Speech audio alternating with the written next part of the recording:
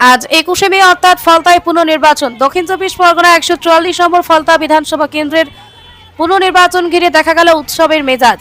সকাল থেকে কঠোর নিরাপত্তার মধ্যে দিয়ে পুনর্নির্বাচন চলছে। স্বতঃস্ফূর্তভাবে লাইনে দাঁড়িয়ে ভোটাররা ভোটদান করছেন। আর সেই নির্বাচনের দিনই গেরুয়া আবির নিয়ে জয়ের খেলায় মেতে উঠলেন দেবীপুর অঞ্চলের সাধারণ মানুষ থেকে শুরু করে বিজেপির কর্মী সমর্থকেরা।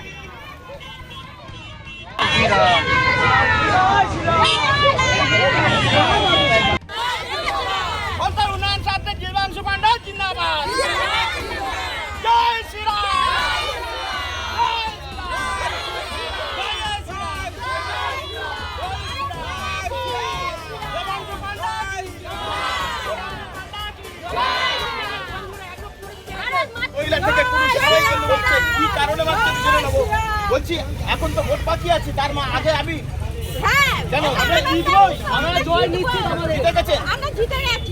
কিভাবে আবির মাখা হচ্ছিস তুই?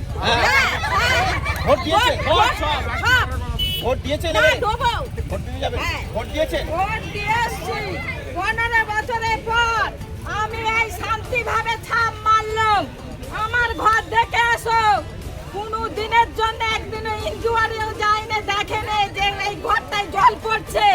15 ভোট দিতে গেলে তারা ছাপ মেরে নেয়, আমাদের হাতে নখে কালি দিয়ে তারা ছাপ মেরে নেয়। কেন না?